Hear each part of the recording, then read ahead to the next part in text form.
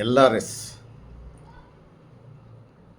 Layout regularisation scheme ఇప్పుడు రాష్ట్రంలో ఎక్కడ చూసినా అదే చర్చ. దీని మీద రకరకాల అభిప్రాయాలు ఇప్పటికే చర్చల్లో ఉన్నాయి.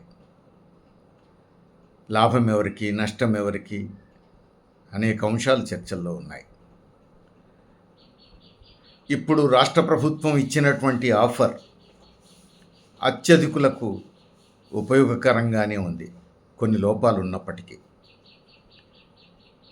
అయితే ఈ మొత్తం చర్చలో ఒక కోణం విస్మరించబడుతోంది.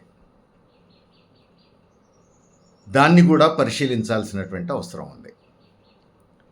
గ్రామీణ పేదలకు గత కొన్ని దశాబ్దాలుగా ప్రభుత్వాలు సాగు భూమి కేటాయిస్తూ వచ్చినాయి. నిరుపేదలు, గ్రామీణ పేదలు దున్నుకొని బతకండి, సాగు చేసుకొని బతకండి అని 1-2 ఎకరాలు ఇచ్చారు. వాటినే అసైన్మెంట్ భూములు అంటున్నాం మనం. సహజంగానే చాలా కాలం అలాంటి భూముల్లో వ్యవసాయం చేసుకొని పేదలు పొట్టపోసుకోవడానికి అవి కొంత ఉపయోగపడ్డాయి. కానీ సమాజం అభివృద్ధి చెందుతున్న కొద్దీ పట్టణీకరణ పెరుగుతోంది. ఇది సహజం, ప్రపంచం అంతా సహజం, ఇక్కడ కూడా అంతే. అర్బనైజేషన్ చాలా వేగంగా జరుగుతోంది. కాబట్టి పట్టణాలు విస్తరిస్తున్నాయి, మండల కేంద్రాలు విస్తరిస్తున్నాయి. దీనివల్ల ఏమవుతుంది? మండల కేంద్రానికి లేదా మున్సిపల్ పట్టణానికి ఆనుకొని ఉన్నటువంటి గ్రామాల్లో క్రమంగా వ్యవసాయ భూములు నివాస ప్రాంతాలుగా, ఆవాసాలుగా, జనావాసాలుగా మార్పు చెందుతున్నాయి. కొన్ని జనావాసాలుగా మార్పు చెందుతున్నాయి, కొన్ని పారిశ్రామిక ప్రాంతాలుగా మార్పు చెందుతున్నాయి. ఇది కూడా సహజం. అవి జనావాసాలుగా మారుతున్న క్రమంలో సహజంగానే వ్యవసాయ యోగ్యమైనటువంటి భూములకు వ్యవసాయపరమైనటువంటి సౌకర్యాలు తగ్గిపోతాయి. అక్కడ వ్యవసాయం చేయడం సాధ్యం కాని పరిస్థితులు. చెరువులు ఉండవు, కుంటలు ఉండవు,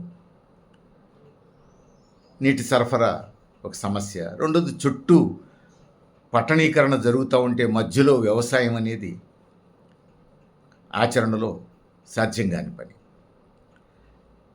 కాబట్టి క్రమంగా ఈ అసైన్డ్ భూములు పట్టణీకర ప్రభావంతో వ్యవసాయానికి అవకాశం లేనటువంటి ప్రాంతాలుగా మారుతున్నటువంటి నేపథ్యంలో ఈ అసైన్డ్ భూముల్ని గ్రామీణ ప్రాంతాల్లో కొంతమంది పెత్తందారులు లేదా పట్టణాల నుంచి పోయినటువంటి కొంతమంది ధనికులు రియల్ ఎస్టేట్ వ్యాపారులుగా మారి నిరుపేదల దగ్గర నుంచి ఈ అసైన్డ్ భూములు కొనుగోలు చేస్తున్నారు. ఈ కొనుగోలు చట్టవిరుద్ధం. ఈ అసైన్ చేసేటప్పుడే అమ్మకం కానీ కొనుగోలుకు కానీ అవకాశం లేకుండా కండిషన్స్ ఉంటాయి. ఎవరికైతే అసైన్ చేశారో వాళ్ళు దాన్ని దున్నుకొని బతకాలి, పంట పండించుకొని బతకాలి. అందుకోసం ఇస్తున్నటువంటి ల్యాండ్ అది. కాబట్టి దాన్ని అమ్ముకోవడానికి కానీ మరొకళ్ళు కొనుగోలు చేయడానికి కానీ అవకాశం లేదు. అందువల్ల అవి రిజిస్ట్రేషన్ కావు. ఇప్పుడు పట్టణీకరణ విస్తరిస్తున్న కొద్దీ వ్యవసాయానికి అవకాశం లేకుండా పోతున్న నేపథ్యంలో ఇక్కడ మరి పేదలు ఈ భూములు ఏం చేయాలి? ఈ భూములు అమ్మితే రిజిస్ట్రేషన్ కూడా కావు. కానీ కొంతమంది ధనికులు రియల్ ఎస్టేటు వ్యాపారులు అవతారం ఎత్తి కారు చవకగా ఈ భూములు కొనేస్తున్నారు. ఇక మీకు ఎట్లాగే ఇక్కడ వ్యవసాయం ఉండదు, మీరు అమ్మితే రిజిస్ట్రేషన్లు కూడా కావు. కాబట్టి మీరు ఎంతకో కొంతకు మాకు అమ్మితే మేము తీసుకుంటాం, మిగతా లీగల్ విషయాలు మేము చూసుకుంటామని చెప్పి వాళ్ళు కారు చౌకగా ఈ భూములు కొనుగోలు చేస్తున్నారు. ఆ విధంగా నిరుపేదలకు నామమాత్రపు పరిహారం మాత్రమే ముడుతోంది.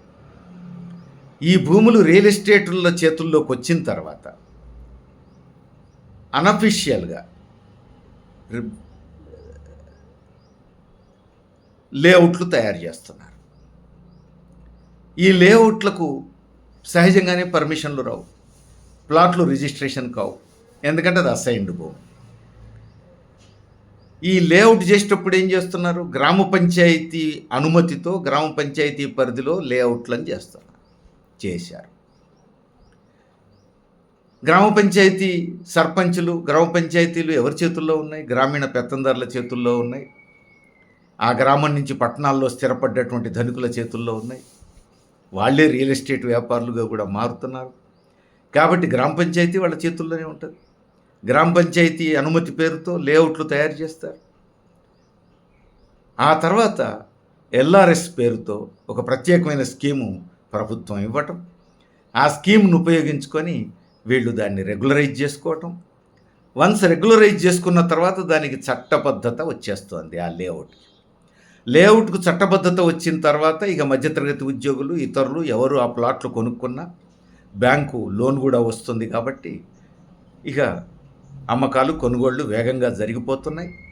ఇండ్ల నిర్మాణాలు కూడా వేగంగా జరిగిపోతున్నాయి. ఇక్కడ ఎవరు లాభపడుతున్నారు? ఎవరైతే బతకాలని చెప్పి పేదలకు సాగు భూమి అసైన్ చేసిందో ప్రభుత్వం, ఆ పేదలకు నామమాత్రమైన అమౌంట్ వస్తుంది. రియల్ ఎస్టేట్ వ్యాపారులు మాత్రం ఉన్నతాధికారులతో కుమ్మక్కై ప్రభుత్వం ఇచ్చేటువంటి ఈ స్కీముల పేరు మీద వాళ్ళు దాన్ని రెగ్యులరైజ్ చేయించుకొని ఆ తర్వాత బ్రహ్మాండమైనటువంటి లాభాలు గడిస్తున్నారు. కావలసినంత రేట్లు పెట్టి అమ్మకాలు చేస్తున్నారు. ఇది రియల్ ఎస్టేట్ వ్యాపారులను పెంచి పోషించేటువంటి వ్యవహారంగా ఉంది తప్ప ఆ నిరుపేదలు, గ్రామీణ పేదలకు మాత్రం ఇది పట్టణీకరణ జరుగుతున్నటువంటి క్రమంలో నష్టం జరుగుతూ ఉంది. ప్రభుత్వానికి చిత్తశుద్ధి ఉంటే ఏం చేయాలి? వ్యవసాయానికి అవకాశం లేకుండా పట్టణీకరణతో చుట్టుముట్టబడుతున్నటువంటి ఈ భూములను ఎవరికైతే గ్రామీణ పేదలకు అసైన్ చేశారో ఆ గ్రామీణ పేదలకు వ్యవసాయ యోగ్యమైనటువంటి భూమిని ఇచ్చి, గతంలో ఇచ్చినటువంటి ఈ భూమిని ప్రభుత్వమే తీసుకుంటే ఆ భూమి ప్రభుత్వానికి కూడా ఉపయోగపడుతుంది. ఆ మేరకు గ్రామీణ పేదలకు, వ్యవసాయం చేసుకొని బతకడం కోసం ఇచ్చినటువంటి పేదలకు అది జీవనోపాధిగా కూడా ఉపయోగపడుతుంది. కానీ ఇప్పుడు ప్రభుత్వం వారికి ఆ విధంగా వ్యవసాయ యోగ్యమైన భూమి ఇవ్వటం లేదు, ఇచ్చి ఈ భూములు వెనక్కి తీసుకోవట్లేదు. అల్టిమేట్గా జరుగుతున్నది ఏమిటి? కొంతమంది బడా వ్యాపారులు, రియల్ ఎస్టేట్ వ్యాపారులు లాభపడుతున్నారు. అందుకని ఇది ప్రభుత్వ చిత్తశుద్ధికి సంబంధించిన విషయం. ప్రభుత్వానికి ఏమాత్రం చిత్తశుద్ధి ఉన్నా ఏ గ్రామీణ పేదల బాగు కోసం అసైన్ చేసిందో ఆ గ్రామీణ పేదలు బతకడానికి వీలుగా తగు చర్యలు తీసుకోవాల్సినటువంటి బాధ్యత ప్రభుత్వం మీద ఉన్నది.